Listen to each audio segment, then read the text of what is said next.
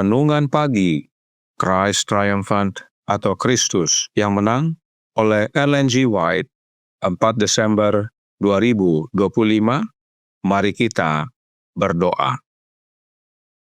Bapa kami yang di sorga, Allah pencipta langit dan bumi, laut dan segala isinya, Allah yang maha besar, maha kuasa, sumber segalanya, yang kami sembah selalu melalui anak-Mu yang tunggal, Yesus Kristus. Terpujilah Yesus, anak Allah yang maha tinggi, yang adalah saksi yang benar bagi kami.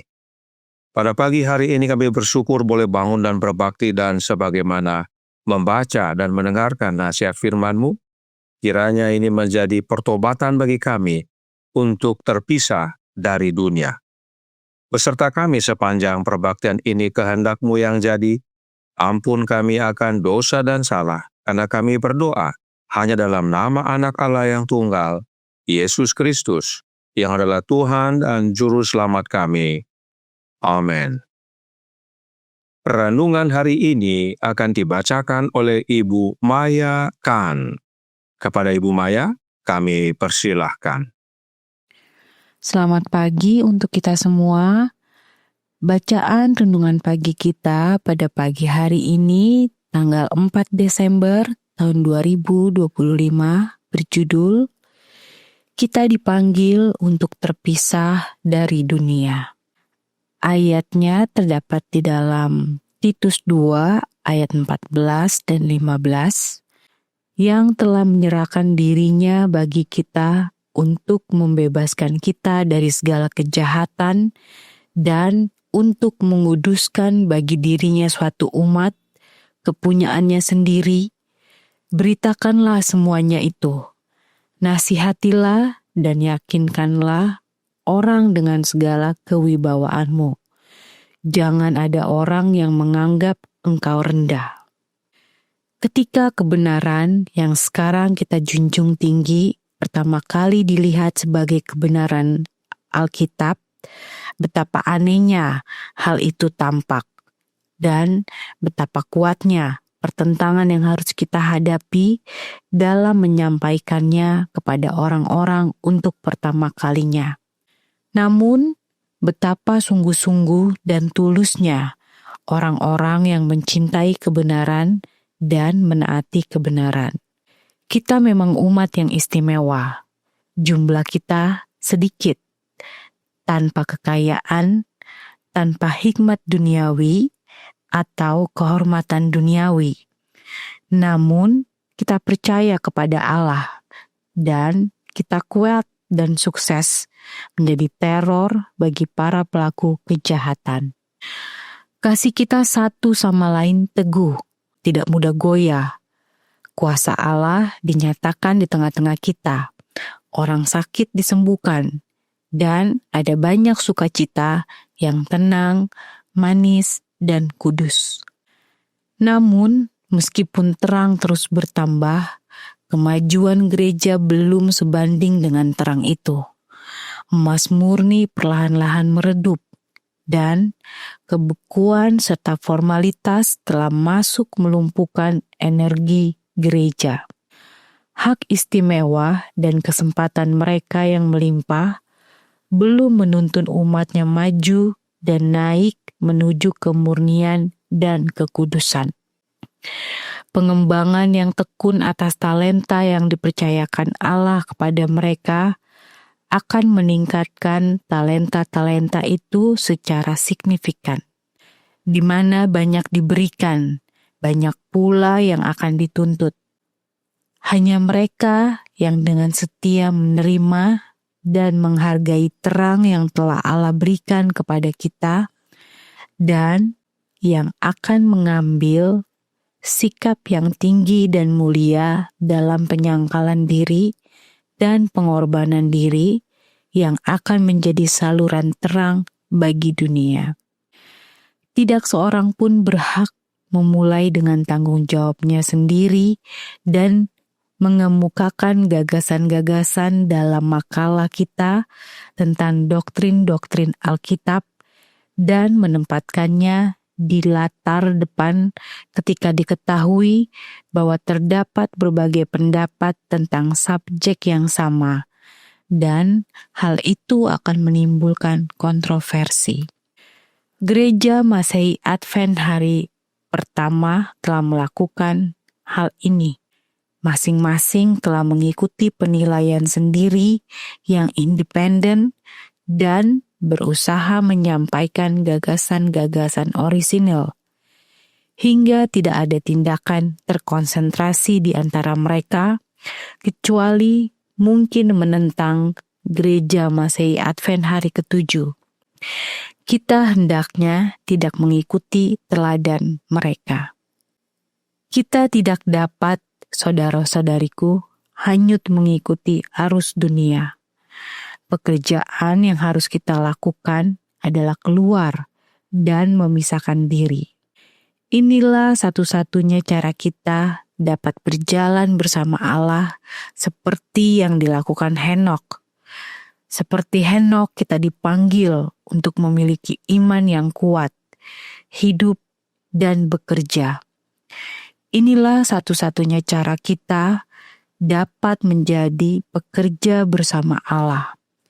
Kita harus memenuhi syarat-syarat yang ditetapkan dalam firman Allah atau mati dalam dosa-dosa kita. Kita harus tahu perubahan moral apa yang penting untuk dilakukan dalam karakter kita melalui kasih karunia Kristus agar layak untuk tempat kediaman di surga. Dikutip dari letter nomor 53 tahun 1887. Demikianlah renungan pagi kita pada pagi hari ini. Tuhan Yesus memberkati. Terima kasih atas penata layanan Ibu Maya. Tuhan Yesus memberkati. Selamat pagi saudaraku dalam Tuhan. Perlu kita ketahui bahwa di zaman Nyonya White ada kelompok yang disebut dengan Advent hari pertama dan Advent hari ke-7. Artinya, ada orang-orang Advent yang masih berbakti pada hari Minggu, dan sudah ada orang-orang Advent yang berbakti pada hari Sabtu, yaitu hari Sabat. Perhatikan apa yang Nyonya White sampaikan tentang orang-orang Advent hari pertama. Testimonies for the Church, volume 3, halaman 36, paragraf 2, berkata, lawan-lawan kita yang paling sengit ditemukan di antara umat Advent hari pertama. Mereka tidak terlibat dalam peperangan dengan terhormat. Mereka akan menempuh jalan apapun, betapapun tidak masuk akal dan tidak konsistennya untuk menutupi kebenaran dan mencoba membuat hukum Allah tampak tidak berlaku. Kemudian, dalam halaman 37 paragraf 2 dikatakan, umat Advent hari pertama sebagai sebuah kelompok adalah yang paling sulit dijangkau. Mereka umumnya menolak kebenaran, seperti halnya orang Yahudi. Kita harus sebisa mungkin terus maju seolah-olah tidak ada orang seperti itu. Mereka adalah unsur-unsur kekacauan, dan imoralitas ada di antara mereka hingga taraf yang mengerikan. Tentang imoralitas Advent hari pertama, Roh Nubuat berkata dalam Testimonies for the Church, volume 2, halaman 449, paragraf 2, yang berbunyi, dari terang yang Allah berikan kepada saya, percabulan dan perzinahan dianggap oleh sebagian besar umat Advent hari pertama sebagai dosa yang diabaikan Allah. Dosa-dosa ini dipraktekkan secara luas. Mereka tidak mengakui tuntutan hukum Allah atas mereka. Jadi, umat-umat Advent hari pertama melakukan tindakan asusila dengan luas karena mereka anggap hukum Allah tidak berlaku. Lalu, tentang doktrin demikian juga. Renungan hari ini berkata dalam Christ Triumphant halaman 345 paragraf 4. Tidak seorang pun berhak memulai dengan tanggung jawabnya sendiri untuk mengemukakan gagasan-gagasan dalam makalah kita tentang doktrin-doktrin Alkitab dan menempatkannya di latar depan ketika diketahui bahwa terdapat berbagai pendapat tentang subjek yang sama, dan hal itu akan menimbulkan kontroversi. Gereja Masehi Advent hari pertama telah melakukan hal ini. Masing-masing telah mengikuti penilaiannya sendiri yang independen dan berusaha menyampaikan gagasan-gagasan orisinal, hingga tidak ada tindakan terkonsentrasi di antara mereka, kecuali mungkin menentang gereja Masih Advent hari ke-7. Kita hendaknya tidak mengikuti teladan mereka. Umat Advent hari pertama ini mengajarkan doktrin-doktrin yang menimbulkan kontroversi dan tujuannya untuk menentang umat Advent hari ke-7. Inilah sebabnya renungan hari ini berkata dalam Christ Triumphant halaman 345 paragraf 5. Kita tidak dapat, saudara-saudariku, hanyut mengikuti arus dunia. Pekerjaan yang harus kita lakukan adalah keluar dan memisahkan diri. Inilah satu-satunya cara kita dapat berjalan bersama Allah seperti yang dilakukan Henokh. Seperti Henokh, kita dipanggil untuk memiliki iman yang kuat, hidup dan bekerja. Inilah satu-satunya cara kita dapat menjadi pekerja bersama Allah. Kita harus memenuhi syarat-syarat yang ditetapkan dalam firman Allah atau mati dalam dosa-dosa kita. Kita harus tahu perubahan moral apa yang penting untuk dilakukan dalam karakter kita melalui kasih karunia Kristus agar layak untuk tempat kediaman di sorga. Umat Advent hari pertama tidak mengakui hukum Allah. Mereka menolak kebenaran, mereka melakukan tindakan asusila dengan luas dan mengajarkan doktrin untuk menentang umat Advent hari ke-7. Tindakan umat Advent hari pertama ini mengikuti pola dunia. Oleh karenanya, renungan hari ini menasihatkan kepada kita agar terpisah dari dunia. Orang-orang Advent hari pertama tersebut bukanlah teladan kita. Bagaimana dengan kita? Kita boleh saja mengaku sebagai umat Advent hari ke-7, tetapi hidup kita boleh saja sama dengan Advent hari pertama. Roh Nubuat berkata dalam suratnya nomor 53, tahun 1887, paragraf 8. 10.000 kali 10.000 orang mungkin mengaku menuruti hukum Taurat dan Injil.